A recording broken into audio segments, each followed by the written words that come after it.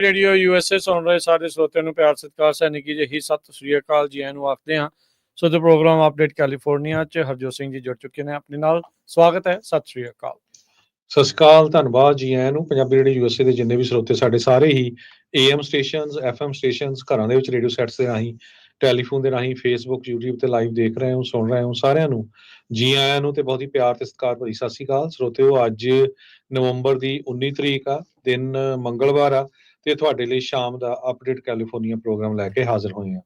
ਸਾਡੇ ਅੱਜ ਦੇ ਇਸ ਪ੍ਰੋਗਰਾਮ ਨੂੰ ਤੁਹਾਡੇ ਸਾਰਿਆਂ ਤੱਕ ਪਹੁੰਚਾਉਣ 'ਚ ਸਹਿਯੋਗ ਕਰਦੇ ਨੇ ਖਾਲਸਾ ਇੰਸ਼ੋਰੈਂਸ ਏਜੰਸੀ, ਜਿਨ੍ਹਾਂ ਦੇ ਕੋਲੋਂ ਹਰ ਇੱਕ ਤਰੀਕੇ ਦੇ ਇੰਸ਼ੋਰੈਂਸ ਕਰਵਾ ਸਕਦੇ ਹੋ।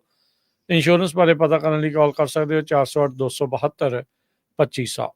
ਟਰਕੀਅਨ immigration law firm US immigration ਦਾ ਹੋਵੇ ਕਿਸੇ ਵੀ ਤਰੀਕੇ ਦਾ ਕੰਮ, call attorney Jay Turkian 415-909-0573। Gurbachan Singh Nagra Sacramento, Sarbjit Singh Kulwinder Kaur Dhoot Yuba City, Gurdev Singh Sohal Antelope, Kamaljit Singh Daulatpuria Manteca, Bisla ਪਰਿਵਾਰ ਫਰੈਸਨੋ, ਗੁਰਸਾਹਿਬ ਸਿੰਘ ਬੇਕਰਸਫੀਲਡ। ਇਹਨਾਂ ਸਾਰਿਆਂ ਦਾ ਧੰਨਵਾਦ। ਜੇ ਤੁਸੀਂ ਵੀ ਇਸ ਪ੍ਰੋਗਰਾਮ ਨੂੰ ਸਪਾਂਸਰ ਕਰਨਾ ਚਾਹੁੰਦੇ ਹੋ, ਸੰਪਰਕ ਕਰੋ 408-722-7698 ਦੇ ਉੱਤੇ। ਅੱਜ ਦੀਆਂ ਖਬਰਾਂ ਵੱਲ ਚੱਲੀਏ ਤੇ ਪ੍ਰੈਜ਼ੀਡੈਂਟ ਟਰੰਪ ਉਹਨਾਂ ਨੇ 2 ਹੋਰ ਜਾਣਿਆਂ ਨੂੰ ਜਿਹੜਾ ਨੋਮੀਨੇਟ ਕੀਤਾ ਹੈਗਾ। ਇਹਨਾਂ ਵਿੱਚੋਂ ਇੱਕ ਫੇਰ ਜਿਹੜੇ ਆ ਉਹ TV ਪਰਸਨੈਲਿਟੀ। ਸੋ ਟਰੰਪ ਉਹਨਾਂ ਦੀ ਐਡਮਿਨਿਸਟ੍ਰੇਸ਼ਨ ਵਿੱਚ ਬਹੁਤੇ ਲੋਕ ਉਹਨਾਂ ਨੇ ਇੱਦਾਂ ਦੇ ਜਿਹੜੇ ਚੁਣੇ ਹੈਗੇ ਆ ਜਿਹੜੇ TV ਤੇ ਰਹਿੰਦੇ ਆ ਜਾਂ ਜਿਹੜੇ TV ਸਟਾਰ ਹੈਗੇ ਆ। ਡਾਕਟਰ ਮਹਿਮੂਦ ਊਜ਼ ਉਸ ਨੂੰ ਜਿਹੜਾ ਚੁਣਿਆ ਗਿਆ ਹੈਗਾ ਮੈਡੀਕੇਅਰ ਤੇ ਮੈਡੀਕੇਡ ਸਰਵਿਸਿਜ਼ ਦੇ ਲਈ। ਮਹਿਮੂਦ ਊਜ਼ ਕਾਫੀ ਮਸ਼ਹੂਰ ਡਾਕਟਰ ਹੈਗੇ ਆ, ਕੰਟਰੋਵਰਸ਼ੀਅਲ ਵੀ ਬੜੇ ਹੈਗੇ ਆ। ਤੇ ਊਜ਼ ਰਿਪਬਲਿਕਨ ਸੈਨੇਟ ਦੇ ਲਈ ਪੈਂਸਿਲਵੇਨੀਆ 'ਚ 2022 ਦੇ ਵਿੱਚ ਉਹਨਾਂ ਨੇ ਜਿਹੜੀ ਚੋਣ ਲੜੀ ਸੀ, ਬਾਅਦ ਦੇ ਵਿੱਚ ਸੀਟ ਜਿਹੜੀ ਉਹ ਹਾਰ ਗਏ। ਪਰ ਉਹਨਾਂ ਨੂੰ ਹੁਣ ਮੈਡੀਕੇਅਰ ਤੇ ਮੈਡੀਕੇਡ ਸਰਵਿਸਿਜ਼ ਦੇ ਜਿਹੜੇ ਹੈਡ ਆ ਉਹ ਚੁਣਿਆ ਗਿਆ ਹੈਗਾ ਆ। ਸੋ ਇਸੇ ਤਰ੍ਹਾਂ ਜੋ ਟਰੰਪ ਉਹਨਾਂ ਨੇ ਲਟਨਿਕ ਨੂੰ ਜੋ ਆ ਬ੍ਰੋਕਰੇਜ ਤੇ ਇਨਵੈਸਟਮੈਂਟ ਬੈਂਕਿੰਗ ਕਰਦੇ ਸੀ, ਜੋ ਕੈਂਟਰ ਫਿਟਜ਼ਜਰਲਡ, ਉਹਨਾਂ ਨੂੰ ਜਿਹੜੇ ਕੋ-ਚੇਅਰ ਟਰੰਪ ਉਹਨਾਂ ਦੇ ਟ੍ਰਾਂਜੀਸ਼ਨ ਆਪਰੇਸ਼ਨ ਟੀਮ ਦਾ ਚੁਣਿਆ ਹੈ ਜੀ। ਅਗਲੀ ਜਿਹੜੀ ਗੱਲ ਕਰਦੇ ਹਾਂ, ਜਿਹੜੇ ਟ੍ਰਾਈਬਲ ਰਿਪਰੈਜ਼ੈਂਟੇਟਿਵ ਆ ਉਹਨਾਂ ਨੇ ਪ੍ਰੈਜ਼ੀਡੈਂਟ ਬਾਈਡਨ ਨੂੰ ਕਾਲ ਕੀਤੀ ਆ ਇਹ ਕਹਿਣ ਦੇ ਲਈ ਵੀ ਜਿਹੜੇ ਨੈਸ਼ਨਲ ਮੋਨੂਮੈਂਟਸ ਆ ਉਹ ਨਵੇਂ ਜਿਹੜੇ ਆ ਡੈਜ਼ਿਗਨੇਟ ਕੀਤੇ ਜਾਣ ਕੈਲੀਫੋਰਨੀਆ ਦੇ ਵਿੱਚ। ਇੰਪੀਰੀਅਲ ਕਾਉਂਟੀ ਦੇ ਵਿੱਚ ਤਕਰੀਬਨ 4 ਲੱਖ ਏਕੜ ਦੀ ਜਿਹੜੀ ਟ੍ਰਾਈਬਲ ਹੋਮਲੈਂਡ ਆ ਉਸ ਦੇ ਲਈ ਉਹਨਾਂ ਨੇ ਕਾਟਸਾਨ ਨੈਸ਼ਨਲ ਮੋਨੂਮੈਂਟ ਆ ਉਸ ਨੂੰ ਪ੍ਰਪੋਜ਼ ਕੀਤਾ ਆ। ਚੱਕਵਾਲਾ ਨੈਸ਼ਨਲ ਮੋਨੂਮੈਂਟ ਇਹ ਤਕਰੀਬਨ 6.5 ਲੱਖ ਏਕੜ ਦੀ ਪਬਲਿਕ ਲੈਂਡ ਆ, ਰਿਵਰ ਸਾਈਡ ਤੇ ਇੰਪੀਰੀਅਲ ਕਾਉਂਟੀ 'ਚ ਪੈਂਦੀ ਆ। ਇਹ ਕੋਚੇਲਾ ਵੈਲੀ ਤੋਂ ਸਾਲਟਨ ਸੀ ਤੇ ਕੋਲੋਰਾਡੋ ਰਿਵਰ ਤੱਕ ਜਾਂਦੀ ਆ। ਇਸ ਨੂੰ ਡੈਜ਼ਿਗਨੇਟ ਕਰਨ ਦੇ ਲਈ ਆਖਿਆ ਆ। ਇਸੇ ਤਰੀਕੇ ਦੇ ਨਾਲ ਸ਼ਾਸਤਾ, ਟ੍ਰਿਨਿਟੀ, ਕਲਾਮਥ, ਮੋਡੌਕ ਨੈਸ਼ਨਲ ਫੋਰੈਸਟ ਆ, ਉਹਦੇ ਵਿੱਚ ਤਕਰੀਬਨ 2 ਲੱਖ ਏਕੜ ਦਾ ਜਿਹੜਾ ਹਿੱਸਾ ਆ ਉਸ ਦੇ ਲਈ ਸਤੀਤਲਾ ਨੈਸ਼ਨਲ ਮੋਨੂਮੈਂਟ ਆ ਉਹ ਪ੍ਰਪੋਜ਼ ਜਿਹੜਾ ਆ ਉਹਨਾਂ ਨੇ ਕੀਤਾ ਹੈਗਾ ਆ। ਅਗਸਤ ਦੇ ਵਿੱਚ ਕੈਲੀਫੋਰਨੀਆ ਦੇ ਅਸੈਂਬਲੀ ਮੈਂਬਰ ਜੇਮਸ ਰਾਮੋਸ ਤੇ ਐਡਵਾਰਡੋ ਗਾਰਸੀਆ ਤੇ state senator Ben Allen, Steve Padilla, ਇਹਨਾਂ ਨੇ ਟ੍ਰਾਈਬਲ ਰਿਪਰੈਜ਼ੈਂਟੇਟਿਵਸ ਦੇ ਨਾਲ ਮਿਲ ਕੇ ਬਾਈਡਨ ਐਡਮਿਨਿਸਟ੍ਰੇਸ਼ਨ ਨੂੰ ਇਹਨਾਂ ਸਾਰੇ ਚੀਜ਼ਾਂ ਦੇ ਉੱਤੇ ਐਕਟ ਕਰਨ ਦੇ ਲਈ ਆਖਿਆ ਸੀਗਾ। ਟਰੰਪ ਐਡਮਿਨਿਸਟ੍ਰੇਸ਼ਨ ਨੇ ਆਪਣੇ ਪਹਿਲੇ ਕਾਰਜਕਾਲ ਦੇ ਵਿੱਚ ਜਿਹੜੀਆਂ 2 ਨੈਸ਼ਨਲ ਮੋਨੂਮੈਂਟਸ ਆ ਉਹਨਾਂ ਦਾ 85% ਜਿਹੜਾ ਏਰੀਆ ਆ ਉਹ ਕੱਢ ਦਿੱਤਾ ਸੀ ਇਹਨਾਂ ਦੇ ਰਿਜ਼ਰਵੇਸ਼ਨ ਦੇ ਵਿੱਚੋਂ ਜਾਂ ਫਿਰ ਜਿਹੜੇ ਨੈਸ਼ਨਲ ਮੋਨੂਮੈਂਟਸ ਦੇ ਇਲਾਕੇ ਦੇ ਵਿੱਚੋਂ। ਫਿਰ ਬਾਈਡਨ ਐਡਮਿਨਿਸਟ੍ਰੇਸ਼ਨ ਆਇਆ, ਉਹਨਾਂ ਨੇ ਮੁੜ ਕੇ ਜਿਹੜੇ ਟਰੰਪ ਹੋਣਾ ਵਾਲੇ ਚੇਂਜਸ ਕੀਤੇ ਸੀ ਉਹਨਾਂ ਨੂੰ ਮੁੜ ਕੇ ਜਿਹੜਾ ਰਿਵਰਸ ਕਰ ਦਿੱਤਾ ਆ। ਸੋ ਜਿਹੜੀ ਵੀ ਪਾਰਟੀ ਦਾ ਬੰਦਾ ਆ ਰਿਹਾ ਆ ਉਹ ਆਪਣੇ ਹਿਸਾਬ ਦੇ ਨਾਲ ਇਹਨਾਂ ਦੇ ਨਾਲ ਜਿਹੜਾ ਉਹ ਮਿਲ ਕੇ ਜਿਹੜਾ ਉਹ ਕਰ ਰਿਹਾ ਆ। ਸੋ ਹੁਣ ਜਿਹੜੇ ਇਹ ਮੰਗ ਕਰ ਰਹੇ ਆ ਵੀ ਹੋਰ ਵੀ ਜ਼ਿਆਦਾ ਜਿਹੜਾ ਇਲਾਕਾ ਆ ਇਹਨਾਂ ਦੇ ਲਈ ਜਿਹੜੇ ਟ੍ਰਾਈਬਲ ਨੈਸ਼ਨਲ ਮੋਨੂਮੈਂਟਸ ਦੇ ਲਈ ਜਿਹੜਾ ਉਹ ਐਲਾਨਿਆ ਜਿਹੜਾ ਹੋ ਜਾਵੇ। ਉਧਰ ਇੱਕ ਹੋਰ ਨਵੀਂ ਜਿਹੜੀ ਚੀਜ਼ ਦੇ ਵਿੱਚ ਕੈਲੀਫੋਰਨੀਆ ਨੇ ਇਹ ਕੀਤਾ ਵੀ ਜਿਹੜੇ ਮੂਲ ਨਿਵਾਸੀ ਜਿਹੜੀਆਂ ਇੱਥੋਂ ਦੀਆਂ ਬੀਬੀਆਂ ਦੇ ਲਈ ਇੱਕ ਸ਼ਬਦ ਵਰਤਿਆ ਜਾਂਦਾ ਸੀ ਉਸ ਨੂੰ ਵਰਤਣ ਤੋਂ ਜਿਹੜਾ ਹੁਣ ਕਿਨਾਰਾ ਜਿਹੜਾ ਉਹ ਕਰ ਲਿਆ ਆ। ਨੇਟਿਵ ਅਮਰੀਕਨ ਵੂਮਨ ਦੇ ਲਈ ਕਹਿੰਦੇ ਵੀ ਜਿਹੜਾ ਇੱਕ ਟਰਮ ਆਫੈਂਸਿਵ ਮੰਨੀ ਜਾਂਦੀ ਸੀ, ਇੱਕ ਗਾਲ ਦੇ ਵਜੋਂ ਮੰਨਿਆ ਜਾਂਦਾ ਸੀ, ਉਸ ਨੂੰ ਹੁਣ ਵਰਤਣਾ ਜਿਹੜਾ ਕੈਲੀਫੋਰਨੀਆ ਨੇ ਬੰਦ ਕਰ ਦਿੱਤਾ ਹੈ। ਅਗਲੀ ਖਬਰ ਵੱਲ ਚਲੀਏ ਤੇ ਕੈਲੀਫੋਰਨੀਆ ਦੇ ਇੱਕ ਅਮਿਊਜ਼ਮੈਂਟ ਪਾਰਕ ਜਿੱਥੇ ਰਾਈਡ ਸੀਗੀ, ਉਸ ਰਾਈਡ ਦੇ ਵਿੱਚ 22 ਦੇ ਕਰੀਬ ਜਿਹੜੇ ਲੋਕ ਆ ਉਹ ਸਟਕ ਹੋ ਗਏ ਸਪਿਨਿੰਗ ਰਾਈਡ ਦੇ ਵਿੱਚ। ਉਹਨਾਂ ਨੂੰ 2 ਘੰਟਿਆਂ ਦੇ ਬਾਅਦ ਕੱਢਿਆ ਗਿਆ ਤੇ 2 ਜਾਣਿਆਂ ਨੂੰ ਜਿਹੜਾ ਹਸਪਤਾਲ ਵੀ ਪਹੁੰਚਾਇਆ ਗਿਆ। 22 ਅਮਿਊਜ਼ਮੈਂਟ ਪਾਰਕ ਵਿਜ਼ਟਰਸ ਕਾਫੀ ਲੰਮਾ ਸਮਾਂ ਇਸ ਜਿਹੜੀ ਰਾਈਡ ਆ ਉਹਦੇ ਵਿੱਚ ਫਸੇ ਰਹੇ। ਅਗਲੀ ਖਬਰ ਵੱਲ ਚੱਲੀਏ, ਜਿਹੜੀ ਕੈਲੀਫੋਰਨੀਆ ਤੋਂ ਆ ਰਹੀ ਹੈ। ਕੈਲੀਫੋਰਨੀਆ ਦੇ ਵੋਟਰਸ ਨੇ ਮਿਨੀਮਮ ਵੇਜ ਜਿਹੜੀ $18 ਇਨਕਰੀਜ਼ ਕਰਨੀ ਸੀ ਉਸ ਨੂੰ ਰਿਜੈਕਟ ਕਰ ਦਿੱਤਾ ਹੈਗਾ।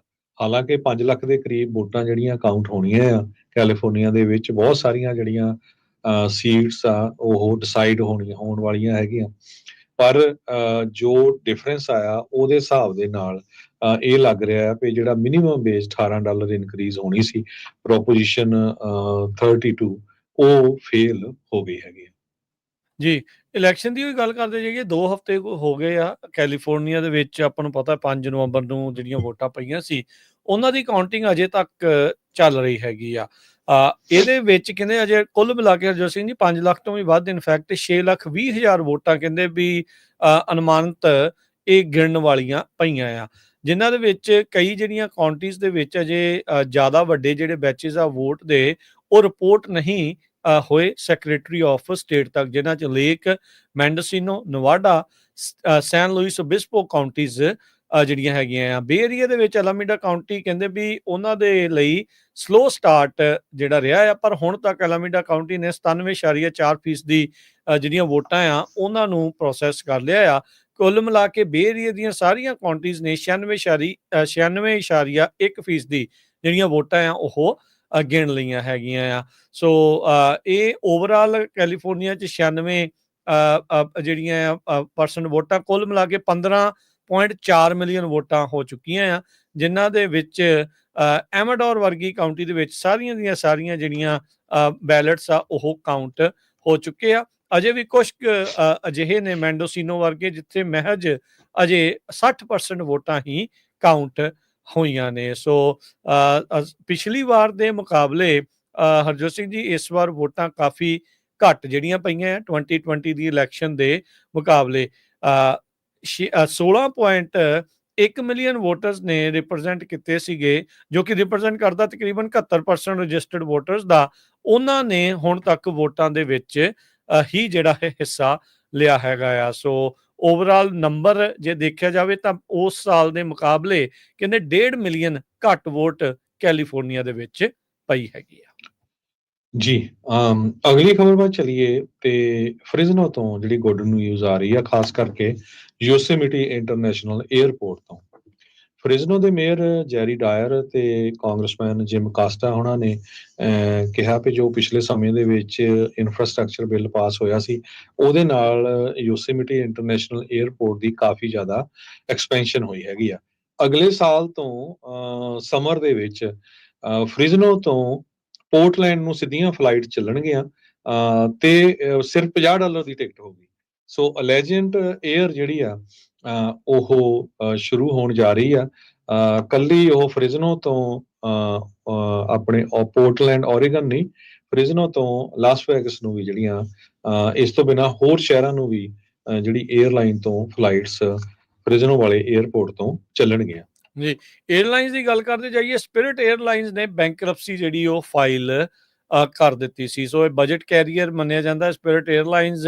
ਇਹਨਾਂ ਨੇ ਇਸ ਹਫਤੇ ਜਿਹੜੀ ਬੈਂਕਰਪਸੀ ਦੇ ਲਈ ਫਾਈਲ ਕੀਤਾ ਆ। ਲੋ ਫੇਅਰ ਆਪਸ਼ਨ ਦੇ ਲਈ ਲੋਕ ਜ਼ਿਆਦਾਤਰ ਸਪਿਰਿਟ 에ਅਰਲਾਈਨਸ ਨੂੰ ਵਰਤ ਲੈਂਦੇ ਸੀ। ਫਲੋਰੀਡਾ ਬੇਸਡ ਇੱਕ ਕੰਪਨੀ ਸੀ, ਉਹਨਾਂ ਨੇ ਕਿਹਾ ਵੀ ਆਪਣੇ ਜਿਹੜੇ ਆਪਰੇਸ਼ਨ ਜਿੰਨੀ ਦੇਰ ਤੱਕ ਬੈਂਕਰਪਸੀ ਦੀਆਂ ਪ੍ਰੋਸੀਡਿੰਗ ਚੱਲਦੀਆਂ ਆ ਉਹ ਚੱਲਦੇ ਰਹਿਣਗੇ। ਗੈਸਟ ਕਹਿੰਦੇ ਅਜੇ ਵੀ ਤੁਸੀਂ ਬੁੱਕ ਕਰਕੇ ਫਲਾਈ ਕਰ ਸਕਦੇ ਆ ਵਿਦਆਊਟ ਐਨੀ ਇੰਟਰਪਸ਼ਨ। ਤੇ ਜਿਹੜੀਆਂ ਟਿਕਟ ਕ੍ਰੈਡਿਟਸ ਆ, ਲਾਇਲਟੀ ਪੁਆਇੰਟਸ ਜਿਨ੍ਹਾਂ ਦੇ ਹੈਗੇ ਆ ਸਪਿਰਿਟ 에ਅਰਲਾਈਨਸ ਵਾਲੇ, ਉਹਨਾਂ ਦੀ ਤੁਸੀਂ ਜਿਹੜੀ ਉਹ ਵਰਤੋਂ ਕਰ ਸਕਦੇ ਆ। ਸੋ ਕਈ ਐਕਸਪਰਟਸ ਕਹਿੰਦੇ ਆ ਵੀ ਇਹਦੇ ਨਾਲ ਜਿਹੜਾ ਪ੍ਰਾਈਸਿਸ ਦੇ ਉੱਤੇ ਸ਼ਾਇਦ ਬਹੁਤਾ ਅਸਰ ਨਾ ਪਵੇ, ਪਰ ਜਦੋਂ ਪਲੇਅਰ ਘੱਟ ਰਹਿ ਜਾਂਦੇ ਨੇ ਕਿਸੇ ਇੱਕ ਇੰਡਸਟਰੀ ਦੇ ਵਿੱਚ ਤਾਂ ਫਿਰ ਦੂਜੇ ਜਾਣੇ ਆਟੋਮੈਟਿਕਲੀ ਆਪਣੇ ਪ੍ਰਾਈਸਿਸ ਆ ਉਹਨਾਂ ਨੂੰ ਚੱਕ ਦਿੰਦੇ ਹੈਗੇ ਆ। ਸਪਿਰਿਟ 에ਅਰਲਾਈਨਸ ਨੇ ਕਹਿੰਦੇ ਵੀ $1.3 ਬਿਲੀਅਨ ਦਾ ਰੈਵਨਿਊ ਪਿਛਲੇ 3 ਮਹੀਨਿਆਂ ਦੇ ਵਿੱਚ ਉਹ ਲਿਆਂਦਾ, ਜੋ ਕਿ 1 ਸਾਲ ਪਹਿਲਾਂ ਦੇ ਮੁਕਾਬਲੇ 10% ਘੱਟ ਸੀਗਾ। ਇਸੇ ਤਰੀਕੇ ਦੇ ਨਾਲ ਜੇ ਕੰਪੈਰੀਜ਼ਨ ਕਰੀਏ ਤਾਂ ਡੈਲਟਾ ਨੇ ਉਤਨਾ ਹੀ 3 ਮਹੀਨਿਆਂ ਦੇ ਵਿੱਚ $15 ਬਿਲੀਅਨ ਕਮਾਏ ਆ ਤੇ ਅਮਰੀਕਨ 에ਅਰਲਾਈਨਸ ਨੇ $13.6 ਬਿਲੀਅਨ ਜਿਹੜੇ ਉਹ ਆਪਣੀ ਝੋਲੀ ਦੇ ਵਿੱਚ ਪਾਏ ਹੈਗੇ ਆ। ਸੋ ਸਪਿਰਿਟ 에ਅਰਲਾਈਨਸ ਪਰ ਇਸ ਇੰਡਸਟਰੀ ਦੇ ਵਿੱਚ ਹੁਣ ਲੰਮਾ ਸਮਾਂ ਜਿਹੜਾ ਆ ਉਹ ਨਹੀਂ ਕੰਮ ਕਰ ਸਕੀ ਤੇ ਉਹ ਹੁਣ ਬੈਂਕਰਪਸੀ ਦੇ ਵੱਲ ਨੂੰ ਵੱਧ ਰਹੇ ਹੈਗੇ ਆ। ਅਗਲੀ ਖਬਰ ਵੱਲ ਚਲੀਏ ਤੇ ਬੇਕਰਸਫੀਲਡ ਜਿਹੜੀ ਗ੍ਰੈਮੇ ਉੱਥੇ ਗਾਜਰਾਂ ਦੀ ਫੈਕਟਰੀ ਹੈਗੀ ਆ, ਆਪਾਂ ਕੱਲ ਵੀ ਖਬਰ ਸਾਂਝੀ ਕੀਤੀ ਸੀ। ਉਸ ਫੈਕਟਰੀ ਤੋਂ ਜਿਹੜੀਆਂ ਗਾਜਰਾਂ ਨਿਕਲੀਆਂ ਆ ਉਹਨਾਂ ਦੇ ਨਾਲ ਈਕੋਲਾਈ ਨਾਲ ਇੱਕ ਬੰਦੇ ਦੀ ਮੌਤ ਵੀ ਹੋਈ ਆ ਤੇ ਬਹੁਤ ਜਗ੍ਹਾ ਦੇ ਉੱਤੇ ਇਹਨਾਂ ਨੂੰ ਰੀਕਾਲ ਕਰ ਲਿਆ ਗਿਆ ਹੈਗਾ। ਲਾਸ ਐਂਜਲਸ ਕਾਉਂਟੀ ਦੇ ਇੱਕ ਬਜ਼ੁਰਗ ਦੀ ਮੌਤ ਹੋਈ ਆ ਇਹਨਾਂ ਕੈਰਟਸ ਤੋਂ, ਗਾਜਰਾਂ ਤੋਂ। 2 ਹੋਰ ਕੇਸਿਸ ਆਏ ਅੰਡਰ ਇਨਵੈਸਟੀਗੇਸ਼ਨ ਆ Las Angeles County the department of ਜੋ ਪਬਲਿਕ ਹੈਲਥ ਹੈਗੀ ਆ, ਉਹਨਾਂ ਨੇ ਇਹ ਦੱਸਿਆ ਹੈਗਾ। 39 ਬੰਦੇ ਟੋਟਲ ਬਿਮਾਰ ਹੋ ਚੁੱਕੇ ਆ, 18 ਜਣਿਆਂ ਨੂੰ ਹਸਪੀਟਲਾਈਜ਼ ਕੀਤਾ ਸੀ 15 ਸਟੇਟਾਂ ਦੇ ਵਿੱਚ। ਸੋ ਇਹ ਜਿਹੜਾ ਇੰਪੈਕਟ ਹੈਗਾ ਬੈਗਡ ਕੈਰਟਸ ਜਿਹੜੇ ਬੈਗਾਂ ਦੇ ਵਿੱਚ ਪਾਈਆਂ ਹੋਈਆਂ ਗਾਜਰਾਂ ਸੀਗੀਆਂ ਜੋ ਬੇਕਰਸਫੀਲਡ ਦੇ ਵਿੱਚ ਜੋ ਗ੍ਰੇਮਵੇ ਫਾਰਮਸ ਆ ਉੱਥੋਂ ਗਰੋ ਕੀਤੀਆਂ ਹੋਈਆਂ ਸੀਗੀਆਂ। ਇਹ ਸੈਂਟਰ ਫਾਰ ਡਿਸੀਜ਼ ਕੰਟਰੋਲ ਉਹਨਾਂ ਨੇ ਇਹ ਦੱਸਿਆ ਹੈਗਾ। ਪਰ ਉਹਨਾਂ ਨੇ ਨਾਲ ਦੀ ਨਾਲ ਇਹ ਵੀ ਕਿਹਾ ਵੀ ਜਿਹੜੀਆਂ ਅਗਸਤ ਤੋਂ ਲੇਟ ਸਤੰਬਰ ਹੈਗੀਆਂ ਉਹ ਤੁਹਾਨੂੰ ਚੈੱਕ ਕਰਨੀਆਂ ਚਾਹੀਦੀਆਂ ਜੇ ਤੁਸੀਂ ਆਪਣੇ ਰੈਫ੍ਰਿਜਰੇਟਰ 'ਚ ਰੱਖੀਆਂ ਆ ਤੇ ਉਹਨਾਂ ਨੂੰ ਬਾਹਰ ਸਿੱਟ ਦਿਓ ਜਾਂ ਉਹ ਰਿਟਰਨ ਕਰ ਦਿਓ ਤਾਂ ਕਿ ਉਹ ਕੰਟੈਮੀਨੇਟਡ ਨਾ ਹੋਣ।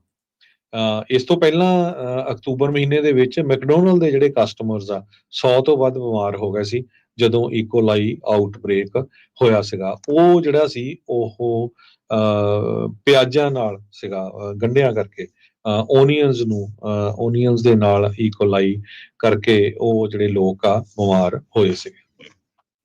ਜੀ, ਅਗਲੀ ਜਿਹੜੀ ਹਰਜੋਤ ਸਿੰਘ ਦੀ ਗੱਲ ਕਰਦੇ ਜਾਈਏ, ਟਰੰਪ ਹੁਣਾਂ ਨੇ ਬਾਰ-ਬਾਰ ਇਹ ਜਿੱਤਣ ਤੋਂ ਪਹਿਲਾਂ ਵੀ ਆਪਣੇ ਕੈਂਪੇਨ ਦੇ ਵਿੱਚ ਵੀ ਤੇ ਜਿੱਤਣ ਤੋਂ ਬਾਅਦ ਦੇ ਵਿੱਚ ਵੀ ਇਹ ਕਿਹਾ ਵੀ ਉਹ ਮਾਸ ਡੈਪੂਟੇਸ਼ਨਸ ਕਰਨਗੇ ਜਿਹੜੇ ਅਨਡਾਕੂਮੈਂਟਡ ਜਾਂ ਇਲੀਗਲ ਇਮੀਗ੍ਰੈਂਟਸ ਆ ਉਹਨਾਂ ਦੀ। ਇਸ ਦੇ ਜਵਾਬ ਦੇ ਵਿੱਚ ਲਾਸ ਐਂਜਲਸ ਸਿਟੀ ਕਾਉਂਸਲ ਨੇ ਇੱਕ ਅਜਿਹਾ ਆਰਡੀਨੈਂਸ ਆ ਉਸ ਨੂੰ ਪਾਸ ਕਰ ਦਿੱਤਾ ਜਿਹਦੇ ਵਿੱਚ ਕਹਿੰਦੇ ਵੀ ਇਹ ਸੈਂਚੁਰੀ ਸਿਟੀ ਤਾਂ ਹੈਗੀ ਸੀ। ਇਹਨਾਂ ਨੇ ਕਿਹਾ ਵੀ ਸ਼ਹਿਰ ਦਾ ਕੋਈ ਵੀ ਰਿਸੋਰਸ ਜਾਂ ਜਿਹੜੀ ਮਨੀ ਆ ਇਮੀਗ੍ਰੇਸ਼ਨ ਐਨਫੋਰਸਮੈਂਟ ਦੇ ਲਈ ਨਹੀਂ ਵਰਤੀ ਜਾ ਸਕਦੀ। ਨਾਲ ਹੀ ਉਹਨਾਂ ਨੇ ਇਹ ਵੀ ਕਿਹਾ ਵੀ ਜਿਹੜੇ ਸਿਟੀ ਦੇ ਡਿਪਾਰਟਮੈਂਟ ਆ ਕਿਸੇ ਵੀ ਲੋਕ ਤੇ ਕਿਸੇ ਵੀ ਜਾਣੇ ਦੀ ਉਹ ਲੀਗਲ ਸਟੇਟਸ ਆ ਫੈਡਰਲ ਇਮੀਗ੍ਰੇਸ਼ਨ ਅਥਾਰਟੀਜ਼ ਦੇ ਨਾਲ ਨਹੀਂ ਜਿਹੜੀ ਉਹ ਸਾਂਝੀ ਕਰ ਸਕਣਗੇ। ਕਹਿੰਦੇ ਵੀ ਪੋਟੈਂਸ਼ੀਅਲ ਮਾਸ ਡੈਪੋਟੇਸ਼ਨ ਦੇ ਚੱਲਦਿਆਂ ਇਦਾਂ ਦੀਆਂ ਜਿਹੜੀਆਂ ਸੈਂਚੁਰੀ ਸਿਟੀਜ਼ ਆ ਅਜਿਹੇ ਹੋਰ ਵੀ ਆਰਡੀਨੈਂਸ ਜਿਹੜੇ ਉਹ ਲਿਆ ਸਕਦੀਆਂ ਆ।